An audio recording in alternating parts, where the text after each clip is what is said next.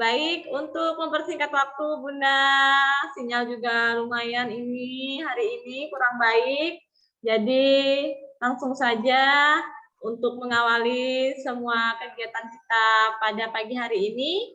Mari kita mulai dengan doa terlebih dahulu. Baik, kita siapkan hati kita. Berdoa mulai. Berdoa selesai. Baik, bunda-bunda hebat. Wah, senyum Bu Nora mana ya senyumnya? Baik, sebelum kita mulai kegiatan kita mau olahraga dulu nih Bunda. Saya mau mengajak bunda-bunda semua untuk olahraga jari. Nah, karena kita sudah lelah, jari kita dan mata kita semuanya sampai hari ke-7 namun tetap semangat. Jadi kita akan olahraga dulu, yaitu dengan bersama-sama olahraga jariah, jempol, telunjuk, dan kelingking. Jadi jempol itu 1, berhitung sampai 3 saja kita Bunda hari ini. Jadi jempol itu 1, telunjuk itu 2, dan kelingking itu 3. Jadi lagunya seperti ini. Saya dulu ya Bunda. 1, 2, 3.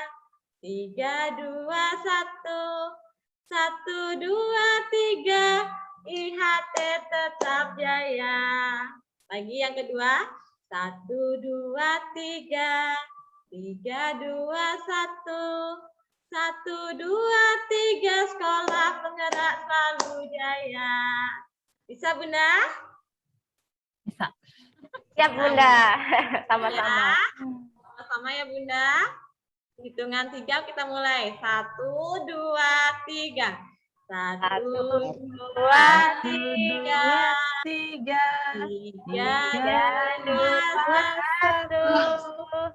1, 2, 3.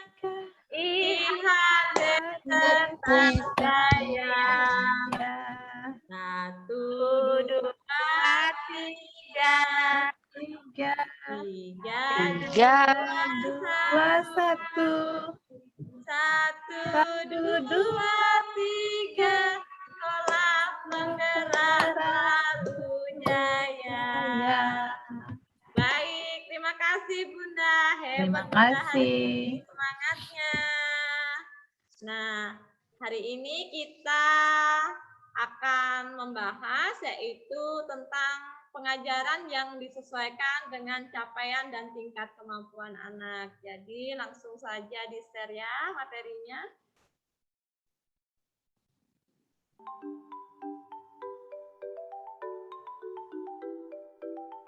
Bunda.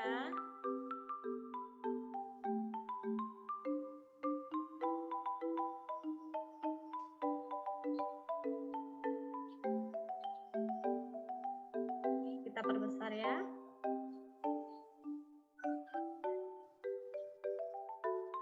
Baik, hari ini hari ke-7 ya Bunda di pertemuan kita.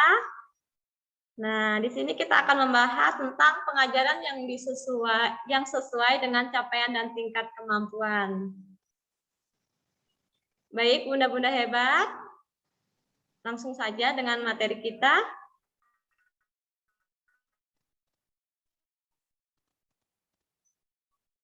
Sebelum memulai materi, saya akan memperkenalkan diri. Perkenalkan, nama saya Katarina Supriyani. Di sini tempat tanggal lahir Sintang 5 September 1993, asal Kabupaten Sintang, Provinsi Kalimantan Barat, dan tempat mengajar saya di TK Santa Maria Sintang. Baik, itu perkenalan singkat dari saya. Kita lanjutkan kembali dengan materi. Yaitu hari ini Bunda, pengajaran hari ini, pembahasan kita yaitu tentang pengajaran yang sesuai dengan capaian dan tingkat kemampuan anak. Jadi ada beberapa pertanyaan ini Bunda. Pernahkah Bunda melihat peserta didik Bunda mengalami kesulitan saat mengerjakan tugas yang seharusnya sudah dikuasai olehnya? Nah, mengapa hal tersebut terjadi? Pastinya kita mengalami ya Bunda, banyak sekali anak-anak kita yang belum bisa belum bisa melakukan sesuatu yang sebenarnya dalam umurnya itu sudah bisa dilakukannya. Baik, lanjut.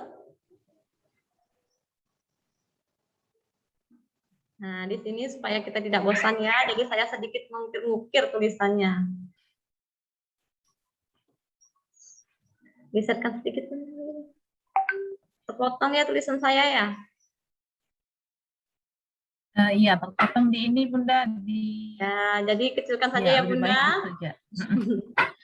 Nah, tentunya jawaban untuk pertanyaan tadi itu memiliki banyak faktor masalah ya Bunda, namun salah satu yang bisa menjadi akar masalah dari kejadian tersebut adalah level atau tingkat capaian ataupun kemampuan dari peserta didik tersebut yang belum tepat dengan capaian belajar yang kita harapkan.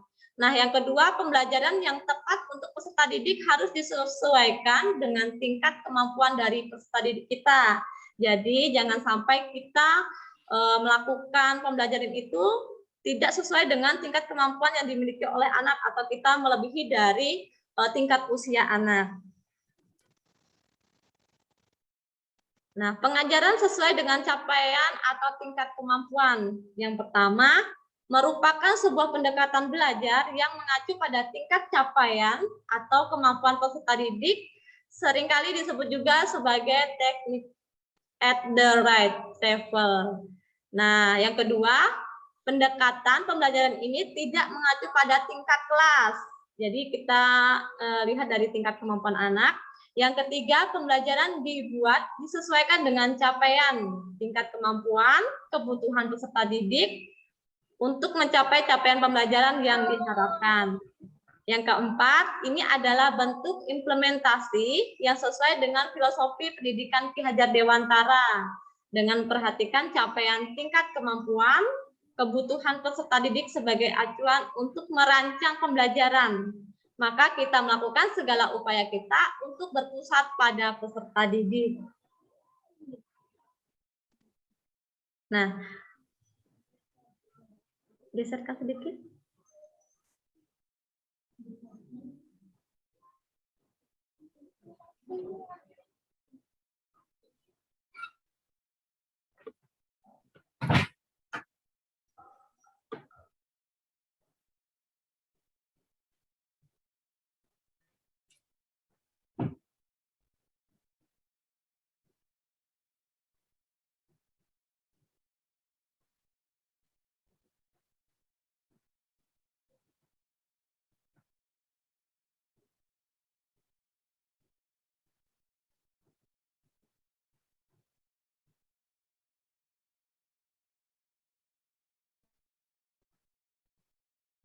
Baik, kita lanjut lagi. Sekilas mengenai pengajaran sesuai dengan capaian atau tingkat kemampuan, yaitu tujuan pengajaran dengan menggunakan pendekatan ini adalah penguatan kemampuan numerasi dan literasi pada peserta didik, sehingga pengetahuan pada mata pelajaran yang menjadi capaian pembelajaran.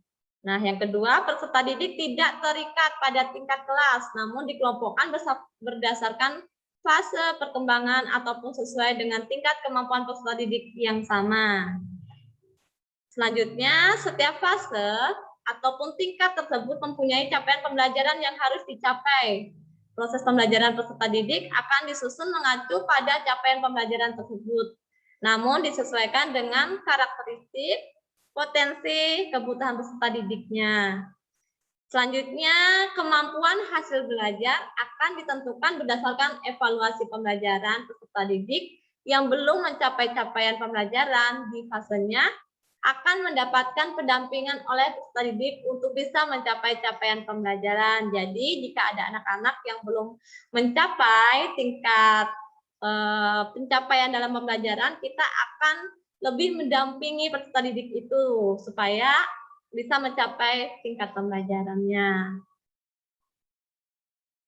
Nah, pembelajaran sesuai dengan capaian atau tingkat kemampuan ini adalah hal ini menunjukkan dengan mengetahui capaian atau tingkat kemampuan anak didik sebagai acuan untuk menyusun pembelajaran, mampu mengembangkan peserta didik lebih baik, Pembelajaran disusun sesuai dengan kebutuhan dan kemampuan peserta didik, karena itu tentunya akan lebih tepat guna untuk peserta didik itu sendiri. Baik, jadi ini adalah mengapa pembelajaran yang kita lakukan harus sesuai dengan tingkat kemampuan anak Bunda.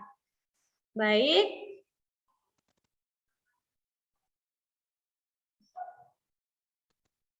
Oke.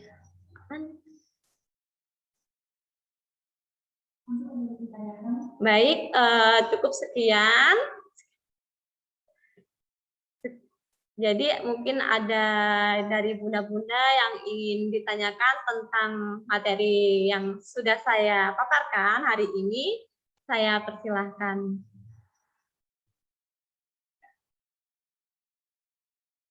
Baik Bunda, apakah ada? Baik Bunda, saya ingin bertanya, saya tadi tertarik dengan penyampaian Bunda terkait dengan cara pendampingan pada anak untuk dapat meningkatkan hasil pembelajarannya. Nah, bisakah Bunda memberikan gambarannya terkait dengan hal tersebut? Terima kasih. Baik Bunda Agustina. Nah, di sini tadi ada ya kita di slide yang memberikan pendampingan tadi. Jadi cara kita memberikan pendampingan kepada anak yang kita lihat capaian kemampuannya belum mencapai ya Bunda. Contohnya seandainya begini, dalam usia 5 tahun sebenarnya anak-anak ini sudah bisa setidaknya memegang pensil untuk menulis. Nah, sedangkan anak-anak sekarang ini terkhususnya pada masa pandemi ini ya Bunda, banyak sekali anak-anak yang mengalami kekurangan kemampuan dalam memegang pensil. Ini sering kita dapatkan saat kita mencoba untuk anak-anak pada waktu-waktu tertentu untuk datang ke sekolah untuk melihat kemampuan anak. Nah, di sini Bunda, sebagai contohnya yaitu di sekolah kami ada memang usia anak yang sudah mencapai usia 6 tahun bahkan. Namun orang tuanya tidak meneruskannya di SD. Karena kenapa? Karena orang tua juga melihat kemampuan anaknya belum mampu untuk memasuki ke jenjang SD. Makanya dimasukkan ke TK. Nah, di sini memang tetap masuk dalam kelompok B, namun kita lebih memberikan pendampingan dalam arti karena umur sudah mencapai dan anak tersebut belum bisa memegang pensil dengan baik, masih butuh pendampingan kita, maka di sini kita bekerja sama dengan orang tua dalam arti kita lebih memfokuskan walaupun sama semua anak kita fokus tapi lebih lebih meminta kepada orang tua untuk memperhatikan anaknya dalam arti seperti ini. Seandainya dalam pekerjaan BDR sekarang di rumah itu minta kepada orang tua untuk menemani anaknya bagaimana cara memegang pensilnya, bagaimana cara dia menulis. Kita meminta kepada orang tua untuk memvideokan bagaimana cara anak itu menulis. Nah, setelah itu mengirimkan hasil videonya dan setelah itu kita lihat, namun ada yang perlu kita koreksi, nanti kita meminta bantuan kepada orang tua untuk mendatangkan atau bersedia hadir ke sekolah sehingga kita bisa melakukan pendampingan kepada anak tersebut. Nah, dengan cara demikian mungkin anak tersebut akan lebih merasa asik atau ingin mendapatkan perhatian dari gurunya atau support dari gurunya, sehingga anak tersebut berkeinginan atau memotivasi dirinya untuk senang belajar. Seperti itu, Bunda. Bagaimana, Bunda? Bisa dipahami, Oke, terima Bunda? kasih. Terima kasih, Bunda. Baik, terima kasih. Kembali. Ada lagi, Bunda, yang lain? Bunda Nora, Bunda Yuliana, bagaimana? Apakah materinya sudah cukup untuk hari ini? Cukup Bunda. Saya cukup Bunda. Ya, terima kasih. Baik. Nah, hari ini luar biasa ya Bunda, semangat-semangatnya sehingga materi hari ini bisa dengan mudah Bunda pahami. Ini Bunda yang luar biasa hebat. Saya yakin dan percaya bunda-bunda ini adalah bunda-bunda pilihan juga, sehingga apa yang bisa kita jelaskan di sini jelas semuanya karena Bunda pasti sudah melaksanakan ini ya Bunda ya di sekolahannya ya Bunda. Baik Bunda semuanya, terima kasih untuk hari ini. Semoga materi hari ini bisa kita manfaatkan, bisa berguna untuk lembaga-lembaga kita yang berada di sekitar kita juga. Semoga kita selalu semangat sehingga pencapaian perkembangan anak yang kita harapkan di sekolah kita bisa berkembang dengan baik. Baik Bunda, terima kasih untuk hari ini Bunda. Saya akhiri, selamat pagi dan salam sejahtera untuk kita semuanya. Selamat pagi. Terima kasih Bunda.